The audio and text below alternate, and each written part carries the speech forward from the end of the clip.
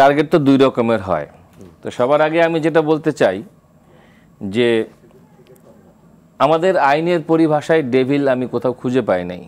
আমরা যারা আইনের ছাত্র ওখানে ডেভিলের কোনো আমাদের যে ফৌজদারি কার্যবিধি বা আমাদের অন্যান্য যে পিনাল কোড ইত্যাদিতে ডেভিল নাই। ডেভিলের আগে একটা জিনিস ছিল, সেটা আমি ভূমিকা হিসেবে বলছি, যে মধ্যযুগে উইচ হান্ট বলে ছিল। তো এখন দেখলাম যে এটা একটা পুরুষতান্ত্রিক অপারেশন, এখানে শুধুমাত্র ডেভিল, ফেমিনিন কিন্তু নাই। তো এখন এই ফ্যাসিবাদ বলেন আর স্বৈরাচার বলেন, এটার গোড়া কিন্তু ফেমিনিন জেন্ডার। তো এখন আমি এখানে কথাটা বললাম এই জন্য যে এই টার্মিনোলজিটা একটা রিলিজিয়াস টার্মিনোলজি, এইটাকে এখানে ইউজ করা হয়েছে। তো এখন এখানে টার্গেটটা কি কারা? শুধুমাত্র কি পুরুষ শয়তানরা? এখানে নারী শয়তান বলে কেউ নাই? তো এখন এই ঘাপলা কিছু আছে এই টার্মিনোলজির মধ্যে আর কি। এবং আমরা দেখি যে এখানে আমাদের দেশে যতগুলো নারী সে তো চলেই গেছে। Devil I think gender bias, it's devil it doesn't mean যে নারী পুরুষের ব্যাপার না, শয়তানি শয়তানের কোনো জেন্ডার নেই। ডেভিল 5 তারিখে চলে গেছে, তো ডেভিলের জেন্ডার কি? হ্যাঁ, তো এখন বিষয়টা হলো যে এখানে উইচ না অনলি ডেভিল।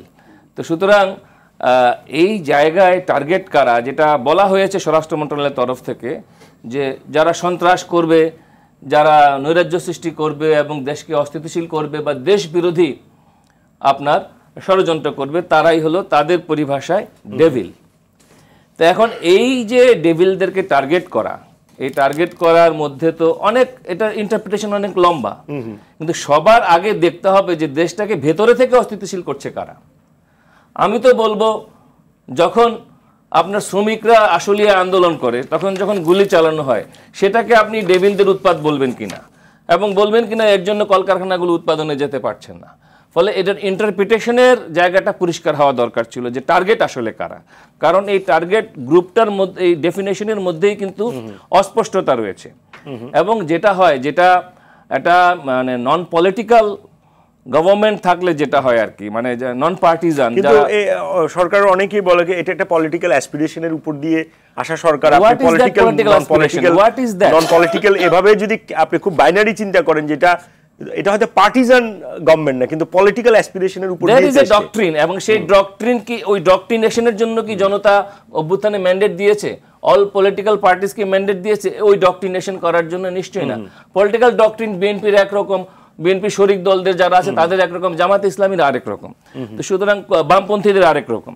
সুতরাং সেই জায়গা থেকে যেটা মনে হয়েছে যে এই যৌথ অভিযানগুলো, এই অভিযানগুলোর ইতিহাস আমাদের দেশে ভালো না, যেভাবে টার্গেট করা হয়। আপনি দেখেন এই যে ক্লিন হার্টের কথা আপনি শুরুতেই বললেন, এই ক্লিন হার্ট 2003 সালে যখন হয়, এটার 50 জন মানুষ আপনার এই অভিযানের সময়ই মারা যায়, এবং এটা নিয়ে হাইকোর্টে মামলা হয় 2012 সালে।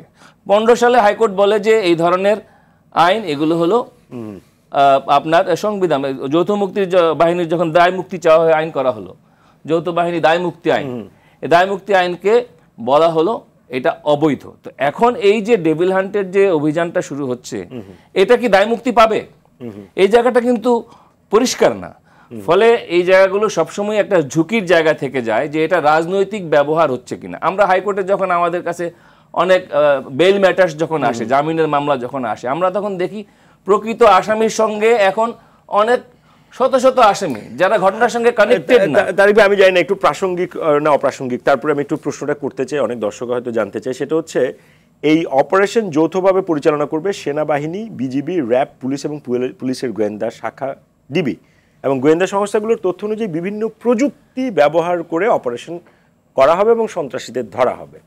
তো আমরা গত 6 মাসে এমন অনেক যারা আওয়ামী লীগের নেতা কর্মীদের, যাদেরকে এবং শীর্ষ পর্যায়ের যাদেরকে দেখলাম, যাদেরকে আসলে তারা দেশে ছিল, গত 2 মাস আগে ছিল, তারা চলে গেল, তাদেরকে আমরা হান্টিং করে ধরতে পারলাম না। এইটা কেন? দেখেন, সর্ষের মধ্যেই ভূত। দেশ তো চলছে এখন মিডিয়া দিয়ে না, দেশ চলছে রিউমার স্ক্যানারের উপরে ভিত্তি করে। এখন একটা দেশ যখন রিউমার স্ক্যানারের মধ্যে ঢুকে যায়, এখন এটা একটা অ্যানাদার ইনফরমেশন। তো এখন এই যে রিউমার স্ক্যানার, এই স্ক্যানটা কোন জায়গা থেকে হয়, কিভাবে হয়, আমরা সবাই সেটা জানি। যারা পালিয়ে গেল বা পালিয়ে যেতে সক্ষম হলো, দ্যার ওয়াজ এ ডিল।